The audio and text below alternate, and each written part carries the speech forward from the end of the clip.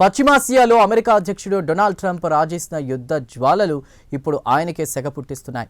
ప్రపంచ వాణిజ్యానికి గుండెకాయ లాంటి హర్మోజ్ జలసంధి మూతపడ్డంతో సహనం కోల్పోయిన మిత్ర దేశాలు ట్రంప్కు షాక్ ఇస్తూ చరిత్రలో మునుపెన్నడూ లేని విధంగా ఒక సాహసోపేతమైనటువంటి నిర్ణయం తీసుకున్నాయి.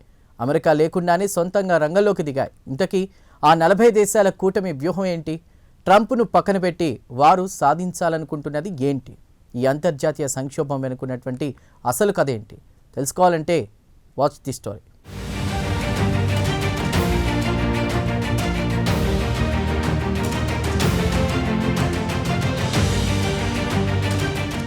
తెర వెనుక ఒక నిశ్శబ్ద విప్లవం జరుగుతోంది.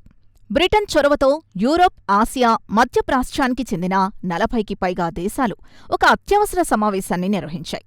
ఎజెండా ఒకటే, ట్రంప్ రాజేసిన మంటల్ని ఆర్పడం, హోర్మోజ్ జలసంధికి వేసిన ముడిని విప్పడం.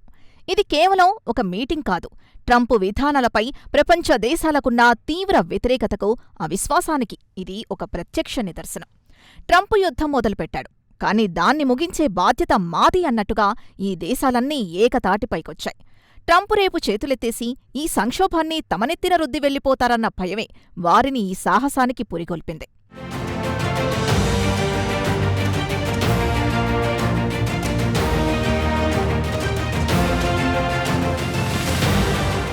ఈ సంక్షోభానికి పునాది వేసింది భయం, నిస్సహాయత. అమెరికా ఇరాన్ యుద్ధం కారణంగా ప్రపంచ ఇంధన సరఫరాలో 20% రవాణా అయ్యే హోర్మోజ్ జలసంధి మూతపడింది. ఇజ్రాయెల్, అమెరికా దాడులకు ప్రతిగా ఇరాన్ ఈ జలసంధిని దిగ్బంధించింది. ఫలితంగా ప్రపంచ ఆర్థిక వ్యవస్థకు రక్త ప్రసరణ ఆగిపోయినట్లయింది. చమురు ధరలు ఆకాశాన్ని తాకాయి. ఈ సమయంలో ప్రపంచం మొత్తం అమెరికా వైపు చూసింది.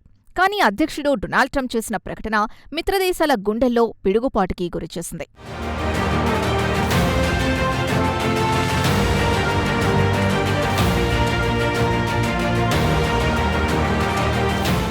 ట్రంప్ తన సొంత social media platform truth social వేదికగా చేతులెత్తేశారు. ఆయన చేసిన వ్యాఖ్యలు ప్రపంచాన్ని నివ్వెరపరిచాయి. ఇరాన్తో యుద్ధంలో తమకు సాయం చేయడానికి నిరాకరించిన బ్రిటన్ లాంటి దేశాలు ఇప్పుడు జెట్ ఇంధనం దొరక్క ఇబ్బంది పడుతున్నాయని ఆయన ఎద్దేవా చేశారు. మీకు 2 సలహాలిస్తున్నానని, 1 చమురును అమెరికా దగ్గర కొనాలని, తమ వద్ద చాలా ఉందని, 2 కాస్త ధైర్యం తెచ్చుకొని వెళ్లి ఆ జలసంధిని మీరే ఆక్రమించుకోవాలని ఆయన సలహా ఇచ్చారు. ఇకపై అమెరికా మీకు సాయం చేయడానికి రాదని, మీకోసం మీరు పోరాడటం నేర్చుకోవాలని ఆయన తేల్చి చెప్పారు. ఇరాన్ని తాము ఇప్పటికే నాశనం చేశామని, కష్టమైన పనంతా తామే చేశామని, వెళ్లి మీ చమురు మీరే తెచ్చుకోండని ట్రంప్ చేసిన పోస్ట్ మిత్రదేశాల మధ్య తీవ్ర ఆగ్రహాన్ని, ఆందోళనను రేకెత్తించింది. పెద్దన్న పాత్ర పోషించాల్సిన అమెరికానే ఇలా బాధ్యత నుండి తప్పుకుంటే తమ పరిస్థితేంటన్న భయం వారిని వెంటాడింది.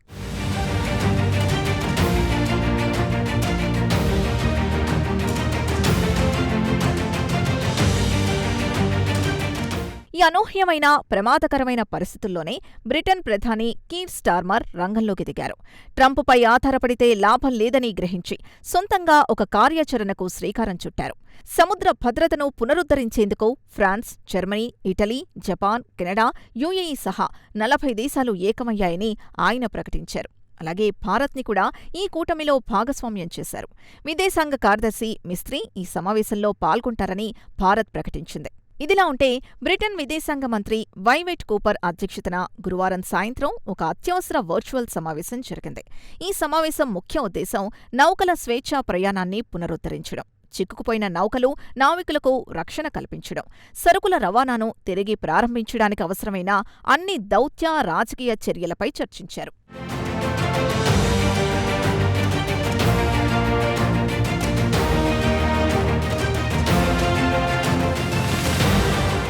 ఇంతకీ ఈ కూటమి గేమ్ ప్లాన్ ఏంటి?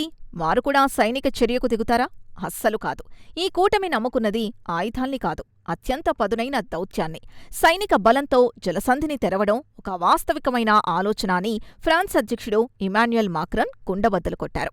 ఈ సమస్యను ఇరాన్తో కలిసి మాత్రమే పరిష్కరించగలమని, కాబట్టి ముందు కాల్పుల విరమణ జరగాలని, చర్చలు పునఃప్రారంభం కావాలని ఆయన స్పష్టం చేశారు. ఈ కూటమి వ్యూహం 2 అంచెలుగా ఉంది. మొదటిది ఇరాన్తో నేరుగా దౌత్యపరమైన చర్చలు జరపడం, జలసంధిని తెరిస్తే వారికి కలిగే ప్రయోజనాల్ని వివరించడం. రెండోది, ఒకవేళ టెహ్రాన్ మొండికేస్తే ఐక్యరాజ్యసమితిని వేదికగా చేసుకుని ఆర్థిక ఆంక్షల కత్తిని ప్రయోగించడం. జలసంధి మూసివేత ద్వారా ఇరాన్ ఎలాంటి లాభం పొందకుండా చూడటమే ఈ ఆంక్షల ముఖ్య ఉద్దేశం. ఈ మొత్తం ప్రక్రియలో ఐక్యరాజ్యసమితిని ఒక కీలక భాగస్వామిగా ఈ దేశాలు చూస్తున్నాయి. సాధ్యమైన ప్రతి దౌత్య, ఆర్థిక సమన్వయ చర్యను ఉపయోగించి రక్తపాతం లేకుండా సమస్యను పరిష్కరించాలని యూకే విదేశాంగ కార్యదర్శి ఎవెట్ కూపర్ పేర్కొనడం ఈ కూటమి పరిణితికి నిదర్శనం.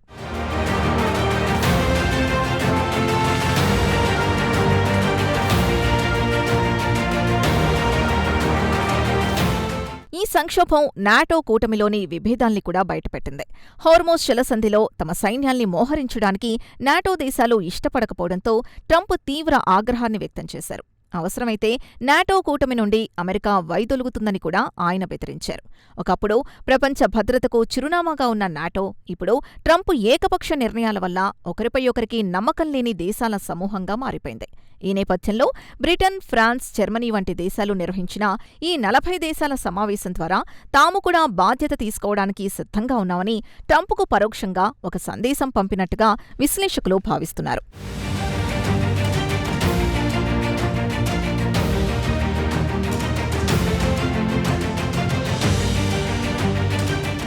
ఈ అంతర్జాతీయ సంక్షోభంలో భారత్ పాత్ర అత్యంత కీలకంగా మారింది. ఈ 40 దేశాల కీలక సమావేశంలో భారత విదేశాంగ కార్యదర్శి విక్రమ్ మిశ్రీ పాల్గొనటం ఈ సమస్య పట్ల భారత్ ఆందోళనను, బాధ్యతను తెలియజేస్తోంది.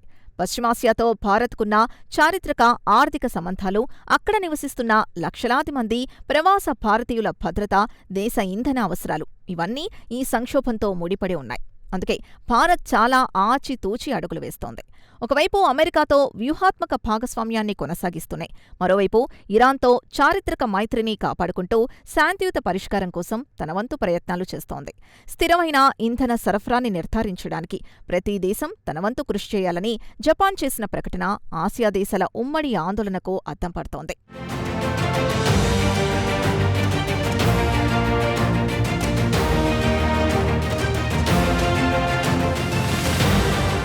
హార్మోజ్ సంక్షోభం కేవలం ఒక జలసంధికి సంబంధించిన సమస్య కాదు. ఇది 21వ శతాబ్దపు ప్రపంచ రాజకీయాల్లో ఒక కొత్త అధ్యయనానికి నాంది పలికింది. ఇది అమెరికా ఆధిపత్యానికి పడుతున్న బీటల్ని, మారుతున్న ప్రపంచ సమీకరణాల్ని స్పష్టం చేస్తోంది. ఒకప్పుడు అమెరికా మాటకు ఎదురులేని ప్రపంచం ఇప్పుడు అదే అమెరికాను పక్కకు పెట్టి సొంత మార్గాన్ని వెతుక్కుంటోంది.